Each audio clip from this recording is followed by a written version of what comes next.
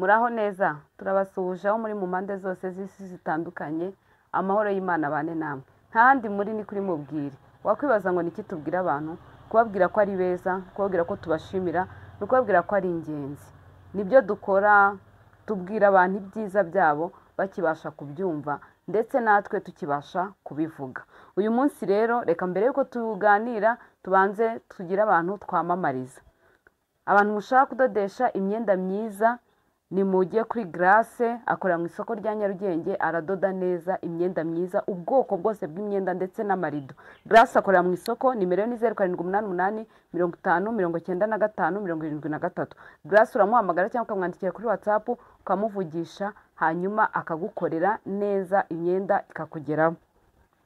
Abantu rero mushaka nanone kugura imyenda myiza ya caguwa amakanzu meza cyangwa imyenda ariyo yose ubwoko bwose butandukanye namwe mwajya muri Chic mwinjire ku muryango wa Access Bank umuryango ukurikiyeho niho Nunu akorera nimero ya Nunu ni 0788 Nunu aragufasha nawe wamwandikira ukamubaza aguha imyenda myiza n'iyi birori yose arayifite hanyuma abantu bashaka amamodoka namwe kugura imodoka z'ama hybrid imodoka zijyanye n'igihe Fabiola arabafasha kuri 0788 Fabiola uramuhamagara akagufasha akakusobanurira ibijyanye n'imodoka hanyuma abashaka indabo gutera indabo mu rugo amavaze jardin imitako ijyanye no mu rugo kugira ngo iwawe hase neza na Yvette aragufasha kuri 0788 Yvette wamuhamagara cyangwa ukamwandikira nawe kuri WhatsApp ukamubaza ukamubwira akagufasha akaza iwawe hagasa neza akahategura neza indabo zikarushaho kuzana umuhumuro mwiza iwawe hanyuma rero nk'ibisanzwe kuri Mubwire TV tugira murabizi ko ibyacu ni ukugaragariza abantu urukundo kubwira abantu ibyiza gutungurana iyo ufite umuntu ushaka ko dutungura uratubwira ukaduhamagara cyangwa ukatwandikira kuri WhatsApp tukabivugana tukagenda tukamubwira ko tumukunda tukamushimira ukabasha kubwira umuntu ibyiza bye akibasha kubyumva ndetse nawe ukibasha kubikora nyuma y'ibyo tumaze gukora ni ukuri nta muntu n'umwe turatungura ibintu dukora biba ari surprise nta muntu tubibwira ariko feedback ni nziza rwose abantu bose baradushimira ndetse batubwira ko ari byiza kandi natwe tubona uko babyakiriye baba banezerewe nimureke rero tubwire abantu ibyiza byabo nimureke tubashimire nimureke twereke abantu urukundo bagihari ejo utazasigara uvuga ngo kanaka yangire neza kanaka yarakoze kanaka ndamushimira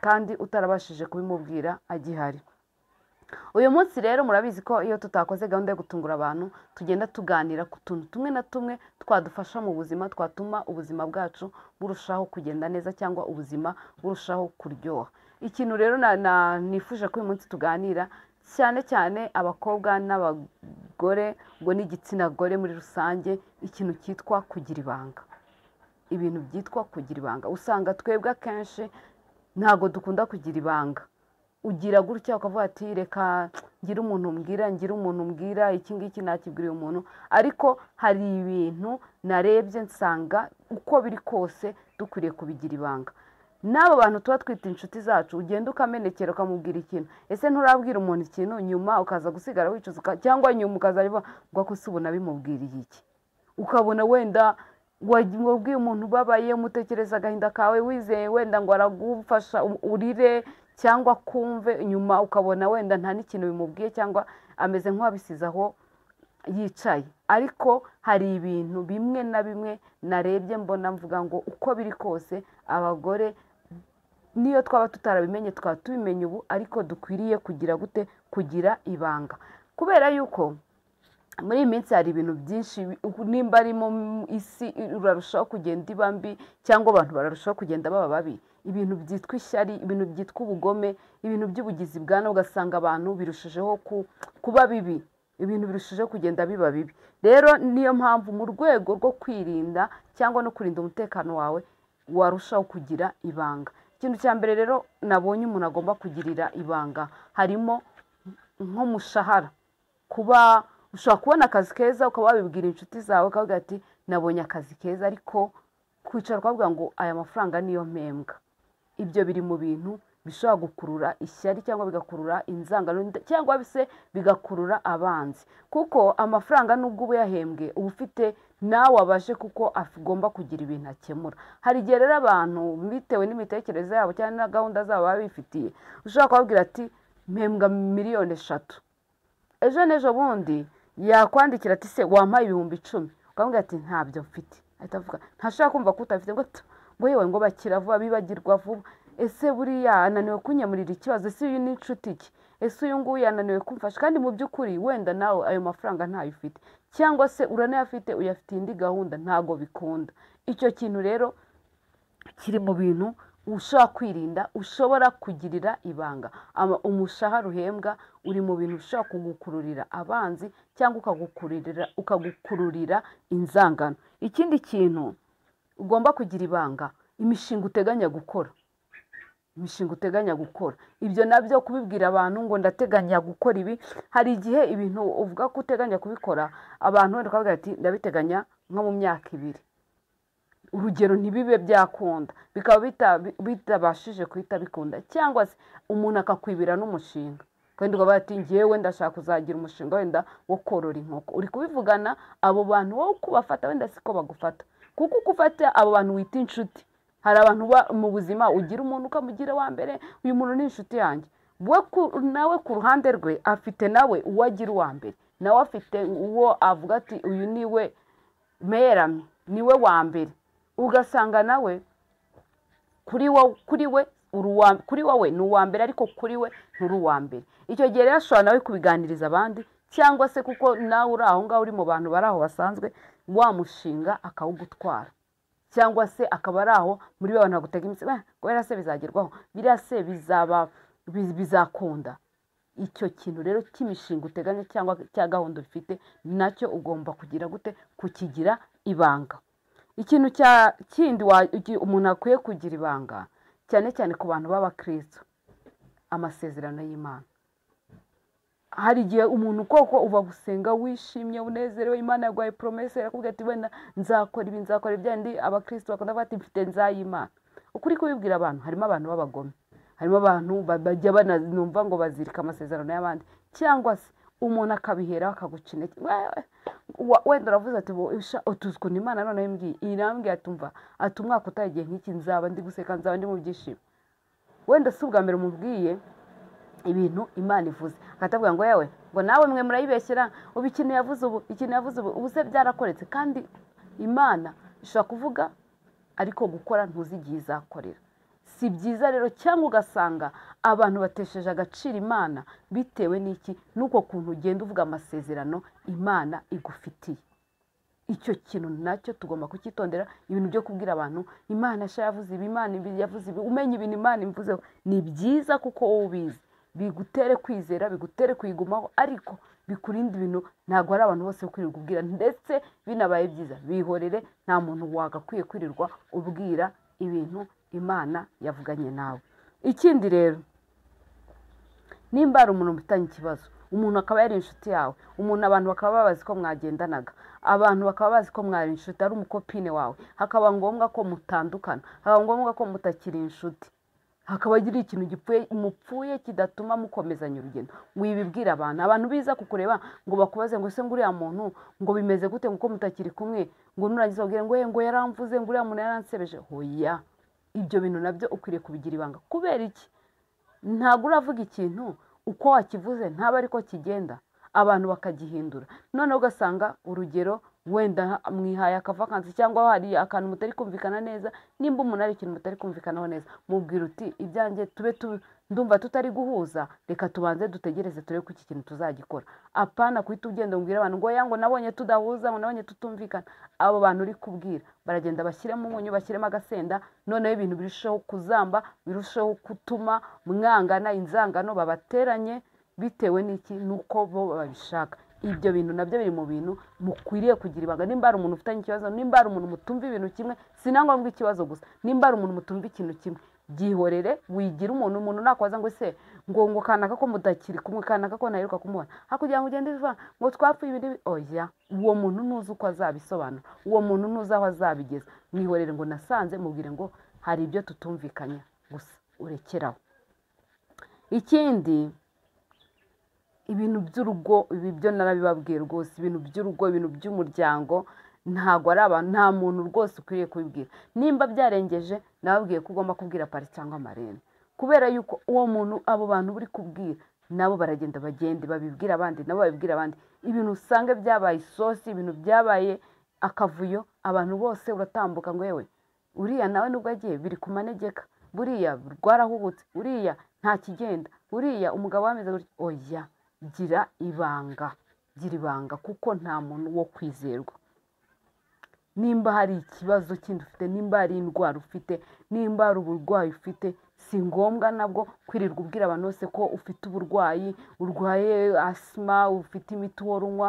Ntabwo ari byo, kubera ko ibyo bintu nabyo biri mu bintu abantu bagenda bamugana ugasanga babaye nk'aho bacuruza amagambo.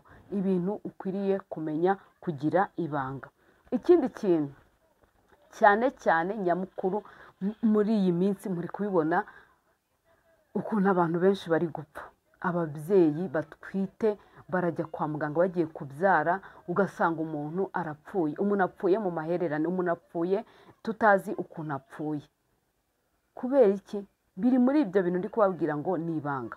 Nimba hari ikintu ukwiye kugira ibanga, nimba ugize umugisha ugatwita, uyu ni umugisha Imana iha umuntu.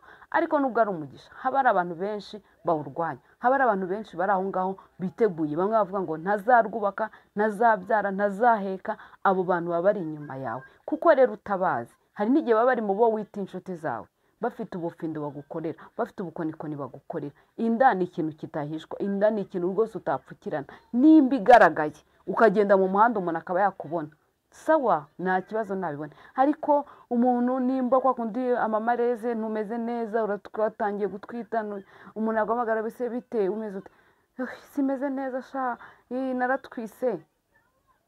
Uratwise, ubibwiye uwo muntu, nawe arabikongesha. Wenda uwo muntu si mubi, ariko nawe abibwiye undi. Ese kanaka ko tuzakimona sha yaratwise, wa wundi uraho uvuga ngo ntuzaheka, wa wundi uvuga ngo ntuzabyara, araho arahita atangira yirukanke mu mbaraga z'umwijima, atangire yirukanke mu bukonikoni. Usanga ibyo bintu bikugizeho ingaruka. Ibintu byo kuvuga ngo kubwira abantu kutwite, ibintu byo gupostinga amafoto y'umuntu utwite, inshuti zanjye, ibi bintu murusheho kugenda mubimenya, murusheho kugenda mubyumva, murusheho kugenda mugira gute, mubyirinda. Njyewe aho ntangiriye kugenda nkora bino biganiro, nibwo abantu benshi bamwe na bamwe batangiye kugenda, bamwe na bamwe banyiyumvamo, bamwe bampa ibitekerezo, abandi bambwira. Muri iki gihe abantu, iki kintu abantu barambwira ati uzakitwibukiriza abantu, uzakibwira abantu. Reka mbabwire impamvu nyinshi zituma abantu udakwiriye kuvuga ibintu byawe byo gutwita, udakwiriye kwerekana amafoto. Wagiye kwa muganga batangiye kugushyiramo serumu, uri hahandi bahita mu rwererero, uri kugenda urifotoje, uwo ubyeretse nawe ashyize kuri stati, wenda we nta n'umutima muba afite, ati kuraje kuraje, aravuga kuraje, wa wundi ararekereje, wa wundi uhora agira gutya ati ntacyo uzageraho. Usange umuntu ntimuzi uko bigenze, twumvishe ngo umuntu yari agiye kwa muganga nta kibazo yigeze agira, arabyaye arapfuye, asize agahinja. Satani ni umugome, Satani ni umwanzi w'ibyiza. Satani kandi ntago afite abantu afite abagenti, afite abantu bamuhagarariye, afite abantu bamukorera bari mu kazi. Abo bantu be rero bahora barekereje bashaka gusahura ibyishimo by'abantu, bashaka kugusahura amahoro y'abantu, ko abantu batanezerwa. Iyo rero abantu uzi kuri muri izo ntambara, hari igihe utanazizi, hari igihe utazizi. Reka nkubwira, ushobora kuba utwite wowe n'umugabo wawe rwose nta n'ikibazo mufitanye, rwose mukundanye, ariko akaba ari no mu kazi, afite baderira, afite abantu bamukunda, afite abantu bamushakisha, abantu bamwifuza, bavuga ati uyu nanjye naramubuze, uriya yaramuntwaye. Icyo gihe se urumva nukomeza gushyira amafoto yawe hanze, ntazakubona, ntazakubitira agatoki ku kandi? Ko abantu baba bafite imbaraga bakoresha, ashobora no kujya naho hanze, twumva ngo za Tanzania cyangwa za Nigeria ni urugero, akohera ukagwa ku iseta. Ejo n'ejo bundi umugabo ntabizi, ntazi uko byagenze, arongera arashatse, ashatse undi mugore, agashaka wa wundi, kandi wa wundi ari we wagize gute, wagutwariye iki, waguhitaniye umugore, kuko ntabizi, nta makuru afite. Bagore rero mumenye ubwenge, bagore mugire ibanga ry'urugo rwanyu, bagore mumenye ubwenge, kandi musenge mu bintu byose, mwiragize Imana. Mu bintu byose mugiye gukora mwiragize Imana, mu buzima bwose mwiragize Imana. Hanyuma ikindi, mwitondere abantu bose mubwira amakuru y'urugo rwanyu. nibyo mbabwira ngo satani yarateye. Uko yateye mu bagabo. Abagabo barasambana n'abagore barasambana, bafite imico mibi, baracana inyuma, ugasanga umugabo arirwa asambana n'umukozi, umuntu wese cyangwa arasambana n'abandi bantu bo hanze. N'urugero aho hantu hose rero uwo mugabo aba yagiye, abo bantu, uyu muntu wese yari gutereta aba yizeza umuntu ibitangaza, abamubwira ati yo uri mwiza ndagukunda. Uwo muntu rero ari gutereta, tuvuge nimba ari n'umukozi wawe, atera siyasa gutyo kugira ngo akemure aferi. Izo siyasa amutera, undi we ntazifata nka siyasa, arazifata nk'ibintu biri by'ukuri, nk'ibintu by'ingenzi. Aravuga ati urumva urugero icyatuma gukura mu nzira cyose yagikora kugira ngo yegukane urwo rugo, kugira ngo yegukane uwo mugabo. Nimba abonye umugabo ari kisigaye amubyinira, amubwira neza. Ibi ngibi mbihereho mbibwire n'abagabo, mbabwire ngo nimba mushaka kwitesha agaciro mu mibereho yanyu, nimba mushaka kwitesha agaciro mu buzima bwanyu, nimujye kwiteshereza agaciro kure. Nimukiteshereza agaciro ahantu mukorera, nimukiteshereza agaciro mu bakozi banyu, mu ngo zanyu, nimukiteshereza agaciro muri za quartier zanyu, kuko bigira ingaruka ku muryango, bigira ingaruka ku mugore, bigira ingaruka ku bana. Kuko uwo mugore iryo habara ufite, nimba urifite no mu kazi, riba ari gukurikirana buri munsi. Urumva umuntu muri kumwe, nimba umuntu ari muri quartier aba areba umugore uko abyuka, uko atambuka, avuga ati pu uriya si n'ibiki. Bituma rero ubuzima bwawe babugendaho. Hanyuma uko kuntu ubuzima bwabo babugendaho bigatuma icyakorwa cyose kugira ngo uve mu nzira, kugira ngo kugorega ububangamye. Kandi ibi ntibireba ngo uyu muntu, birareba abantu bose baragenderewe, abantu bose baratewe, abantu n'abitwa abakristo bari mu nzu z'Imana, umugabo n'umugore bari abantu ngo bakorere Imana. Njyewe nzi amakupure arenze nk'atatu, kandi bose bo mu nsengero bafite n'inshingano, ariko abakozi babo bamaze kuva mu ngo zabo batwite, kandi nyuma bagenzura bagasanga batwita abana babo bagabo. Urumva nk'uwo mukozi nimba ari mu rugo abana n'uwo mugore, ejo n'ejo bundi umwizeza ibitangaza, icyo atakora ni iki? Ngo avane uwo mugore mu nzira. Nibyo rero mbabwira abagore, namwe nimumenye ubwenge, mumenye kugira ibanga, ibintu byanyu bibe muri mwebwe, muturize imbere y'Imana, musenge, musengere urugo rwanyu, uruhagararemo, uvuge ngo uru ni urugo rwanjye, uvuge ngo ahangaha ni ikibanza cyanjye, ntago satani agomba kukinyaga, ntago satani agomba kunyaga ibyishimo byanjye. Uko byagenda kose umugabo yaguca inyuma, yajya mu ngeso mbi, yakora ibiki n'ibiki, ujye uguma ku mavi, urindire Imana, utitirize Imana, usengere urugo rwawe, usengere abana bawe. Abana nibajya ku ishuri ubashinganishe mu maraso ya Yesu Kristo, ubarambikeho ibiganza.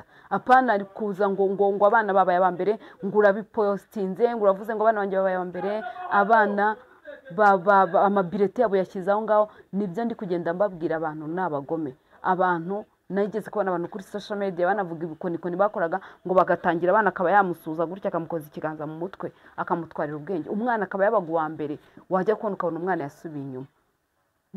Wibwira umwana ntabwo utazi icyamuteye gusubira inyuma, ahubwo ajya ku mavi, usobanuza Imana, uyibaze ngo ni iki cyabaye kugira ngo umwana wanjye abe umuswa, ko umwana wanjye yari umuhanga. Ese ni ibihe byabaye ku mwana wanjye, ko ubuzima bwe buri kugenda busubira inyuma, ko umwana wanjye yari ameze neza, none ubuzima nkaba mbona agenda asubira inyuma no mu mikurire. Ubaze Imana, utinde ku mavi, hanyuma mumenye ibanga, musenge Imana, mugume ku mavi, musengere urugo rwanyu, mushinganishe ibyanyu, mushinganishe abagabo banyu, mushinganishe ubuzima bwanyu, namwe mushinganishe n'iby'urugo rwanyu byose. Mugire ibanga ikintu cyose, kuko ntago uzi abakurwanya, kuko ntago uzi aho satani ahagarariye. Mugire ibanga ry'urugo rwanyu, mugire ibanga ry'ubuzima bwanyu. Nibyo nababwiraga uyu munsi. Imana idushoboze, Imana iduhe ubwenge, Imana iduhe kwihangana, kuko hari igihe kigera ko kukumva urashaka kuvuga, ariko Imana iduhe kwihangana, Imana iduhe gutindana nayo, kugira ngo ariyo tumerekera, ariyo tubwira ibyacu, kuko ni nayo ifite ikizabikoraho. None se tekereza neza, aba bantu bose wabwiye hari ikintu babikozeho?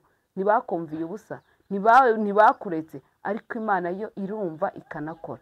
Turusheho kuba imbere y'Imana, turusheho gusengera ingo zacu, turusheho kugira ibanga. Utwo ni duke navuze, hari n'utundi nawe watekereza. Ibintu byose bigirira ibanga, nta muntu wo kwizerwa. Na Bibiliya yarabivuze, iravuga ngo uwizera umwana w'umuntu avumwe. Ndabashimiye rero, kandi ndabakunda cyane. Muri abantu b'ingenzi, muri abantu b'umugisha, muri abantu Imana yaduhaye kugira ngo namwe dufatanye urugendo, duhane ibitekerezo. Mujye mumbwira icyo twavugaho, icyo twaganira. Mukore like, mukore share, mukore comment, ndetse ibiganiro birushaho kugera kure. Abantu tubereke urukundo, abantu bumve ibyo bakwiye guhindura mu buzima bwabo, ndetse n'ibyo bakwiye gukomeza. Murakoze cyane. Amahoro y'Imana abane namwe.